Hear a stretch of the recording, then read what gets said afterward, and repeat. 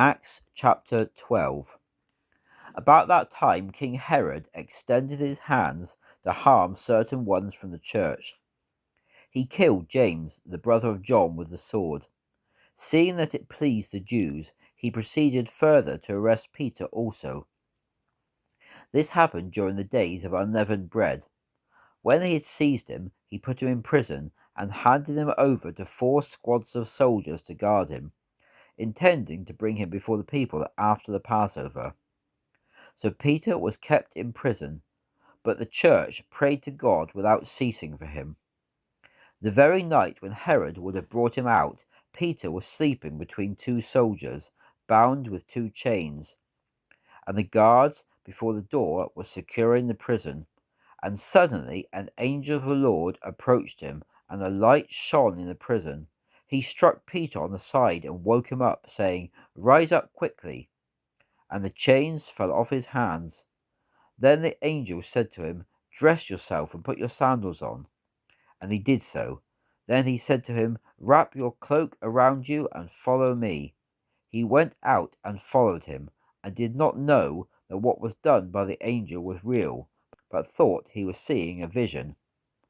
When they had passed the first and the second guards, they came to the iron gate leading to the city, which opened to them by itself. And they went out and went forward one street, and immediately the angel left him.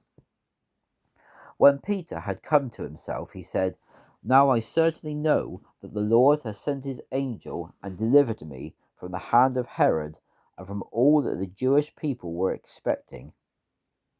Realizing this, he came to the house of Mary, the mother of John, whose other name was Mark, where many were gathered together praying.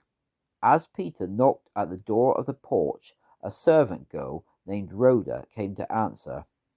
When she recognized Peter's voice, from joy she did not open the door, but ran in and announced that Peter was standing at the door. They said to her, "You are insane." But she insisted that it was really so. So they said, "It is his angel." But Peter continued knocking, and when they opened the door and saw him, they were astonished. Motioning to them with his hand to be quiet, he described to them how the Lord had led him out of the prison, and he said, "Go tell these things to James and to the brothers." Then he departed and went to another place. Now when day came, there was a great disturbance among the soldiers about what had become of Peter. When Herod had searched for him and did not find him, he examined the guards and commanded that they should be put to death. Then he went down from Judea to Caesarea and stayed there.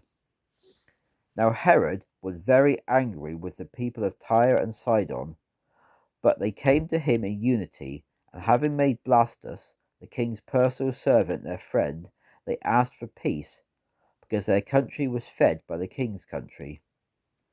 On an appointed day, Herod, dressed in royal apparel, sat on his throne and gave a public speech to them. The mob shouted, "It is the voice of a god and not of a man."